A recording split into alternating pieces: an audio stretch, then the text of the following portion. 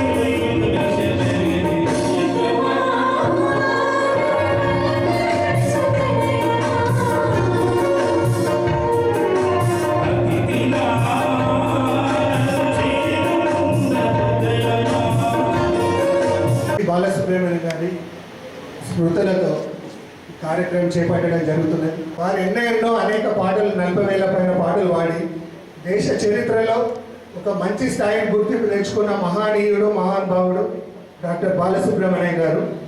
వారిని గుర్తు చేసుకొని మనం ఈరోజు కార్యక్రమం చేపట్టడం అనేది చాలా ఆనందదాయకం, బాధాకరం. ఎందుకంటే వారు మన మధ్యలో లేకుండా మన మనసులో ఉండి వారి పాటలు మనం ఎన్నెన్నో రకాలుగా అన్ని పాటలు మనం వీక్షిస్తున్నాము. అటువంటి గాయకుడు మనకు లేనందున ఇవాళ చాలా బాధాకరంగా ఉంది. కాబట్టి తనను గుర్తు చేసుకొని అభి ఈవెంట్స్ ద్వారా కార్యక్రమం నిర్వహించడం జరుగుతున్నది. అందరూ విచ్చేసినందుకు చాలా చాలా అభి ఈవెంట్స్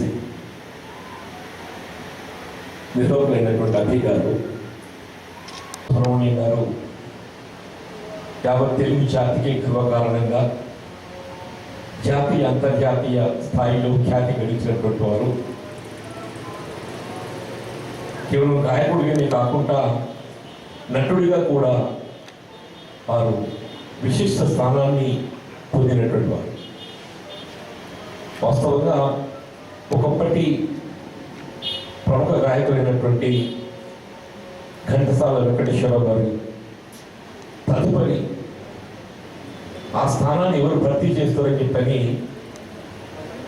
భావిస్తున్న తరుణంలో అంటే వాస్తవంగా ఘంటసాల గారిని వారి స్థానాన్ని భర్తీ చేసే విధంగా బాలసుబ్రహ్మణ్యం గారు మనకు లభించటం, చలనచిత్ర రంగానికి నటులకు ఎంత ప్రాధాన్యత ఉంటుందో గాయకులకు కూడా అంతే ప్రాధాన్యత ఉంటుంది. ఒక సినిమా సఫలీకృతం కావడానికి అందులో ఉండేటటువంటి ఒకటి రెండు పాటలు తోని రీతిలో మొత్తం సినిమా సక్సెస్ అయిపోతుంది జస్ట్ విత్ 1 or 2 సాంగ్స్. అంటే బాలసుబ్రహ్మణ్యం గారు చలనచిత్ర రంగానికి జీవితాన్ని ప్రసాదించినటువంటి వారిగా భావించాల్సి వస్తుంది. వారు ఏదో అనారోగ్యం, సాధారణ అనారోగ్యం అయితే వేరు. ప్రస్తుతం ఈ కరోనా వైరస్ COVID-19 ఏదైతున్నదో మరి దాని వ్యాప్తి ఏ విధంగా సంతరించుకుంటుంది, దాని నివారణ ఒక్కొక్కప్పుడు ఆశ్చర్యాన్ని కలిగిస్తుందని చెప్పండి. ఇప్పుడు జాతీయ స్థాయిలో కానీ అంతర్జాతీయ స్థాయిలో కానీ ప్రముఖులు వైద్య సదుపాయం పొందడానికి అన్ని అవకాశాలు ఉండి కూడా మరి దాని నుండి ఆ వ్యాధి నుండి బయటకు రాలేకపోవడం అంటే అప్పుడు ఆశ్చర్యం కలుగుతుంది చెప్పండి. కొన్ని సందర్భాలలో సరే ఏముంది కరోనా, కొంత మనం నిబంధనలు పాటిస్తే దాన్ని ఎదుర్కోవచ్చు, జస్ట్ విత్ వియరింగ్ మాస్క్ ఏదో భౌతిక ఎత్తడికి పాటించి కొన్ని నిబంధనలతో మనం వీ కెన్ ఓవర్కమ్ ఇట్ అనే ఒక భావన మనకు కలిగి ఉంటుంది. And we are overcoming it also. కానీ అది ఎవరికి సోకుతుంది ఏంటి అనేది కూడా ఊహించలేకపోతున్నాం చెప్పండి. అంత మంచిగా కనబడుతుంది. మరి జగిత్యాల పట్టణంలో కూడా ఈ ప్రాంతంలో చెప్పంటూ నేను ప్రముఖ పట్టణంలో వ్యాపారస్తులే కానీ ప్రముఖులు చెప్పంటూ నేను నిజంగా వారికి అందరికీ కూడా ఈ సందర్భంగా నివాళులు అర్పిస్తూ ఉంటాను. జగిత్యాల పట్టణ ఈ ప్రాంత పురోభివృద్ధి కొరకు అన్ని రంగాలలో వారు దోహదపడ్డటువంటి వారు. భవిష్యత్తులో కూడా ఈ ప్రాంత విస్తృత అభివృద్ధి కొరకు ఏదైతున్నదో దాన్ని పాటుపడేటటువంటి ఒక ప్రముఖులను మనం కోల్పోవటం నిజంగా కూడా జగిత్యాలకు తీరని లోటుగా భావించిన తప్పని చెప్పట్టు నేను. సరే ఇదేదో ఒక ఉపన్యాస వేదిక కాకుండా మిత్రులు బట్ మా అధికారి ఏదైతున్నదో జగిత్యాల పట్టణానికైతే మేము అధికారి కృషితోని ఈ స్థాయికి ఆయన స్వయం కృషితోనే చెప్పండి. అప్పుడప్పుడు నాకు కూడా ఆశ్చర్యం కలుగుతుంది. నిజంగా అభిగారు ఇంత విశిష్టమైనటువంటి స్థానాన్ని ఆయన పొందగలిగాడు, సాధించుకోగలిగాడని చెప్పంటే నేను really happy and I congratulate. నాకు సినీ జీవితంతో ఎక్కువ పరిచయం లేకుండా వాస్తవంగా బాగా నేను లైక్ చేస్తుంటాను. ఘంటసాల యొక్క పాటలను బాగా లైక్ చేస్తుంటాను. ఎందుకంటే ఘంటసాల గారు తింటుంటున్నాను, దాని తదుపరి బాలసుబ్రహ్మణ్యం గారు దాన్ని భర్తీ చేసింది.